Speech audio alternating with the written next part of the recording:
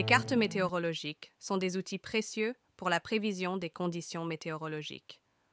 Elles nous permettent de visualiser des données météorologiques complexes de manière simplifiée. Comment lire une carte météorologique de surface?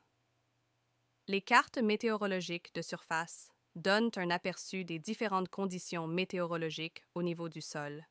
Ces cartes comportent des symboles représentant différents phénomènes météorologiques tels que la pluie, la neige et le brouillard. En outre, les cartes de surface montrent les lignes de front, indiquant les limites des différentes masses d'air et souvent les zones où les changements météorologiques sont les plus importantes. Ces cartes contiennent également des données sur la température, généralement sous la forme de zones codées en couleurs ou de relevés de température spécifiques à différents endroits.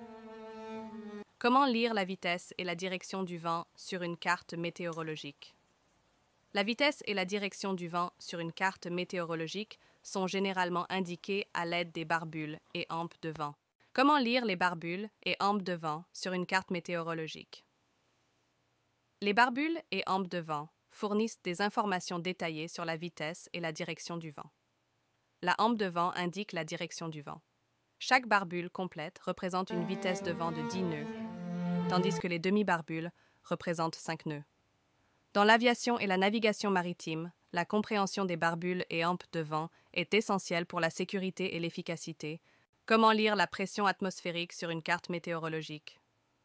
La pression atmosphérique sur une carte météorologique est généralement représentée par des isobars. Les isobars relient des points de pression atmosphérique égales et sont essentiels pour identifier les systèmes de pression.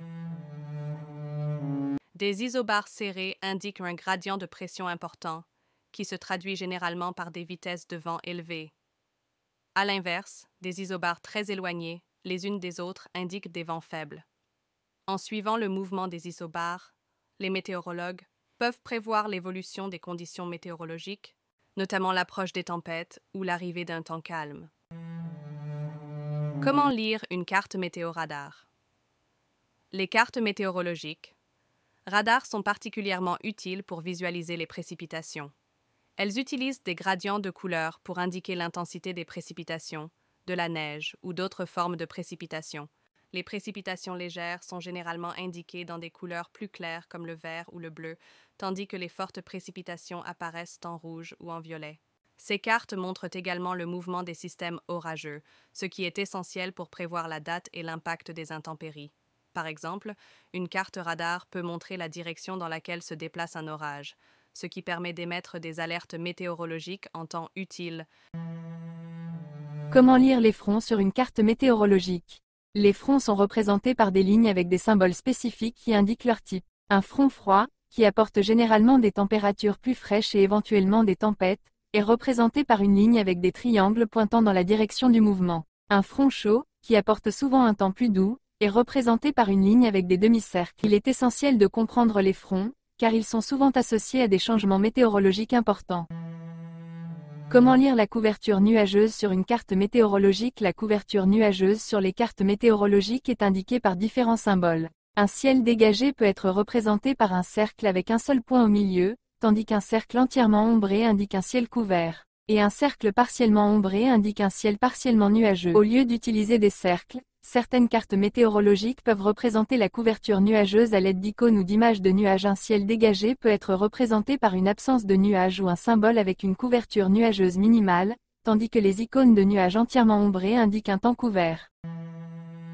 Comment lire les courants océaniques sur une carte météorologique? Pour déchiffrer les courants océaniques sur une carte météorologique, il faut rechercher les gradients de couleur qui représentent la direction et la vitesse du mouvement de l'eau dans les océans et les mers de la Terre. Alors que certaines cartes utilisent des flèches ou des lignes de courant, d'autres utilisent des variations de couleurs pour transmettre ces informations. L'orientation des couleurs indique la direction du courant, les teintes chaudes indiquant une direction et les teintes froides une autre.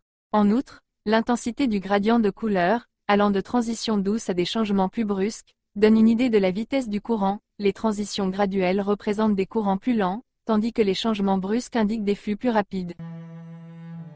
Comment lire la température sur une carte météorologique?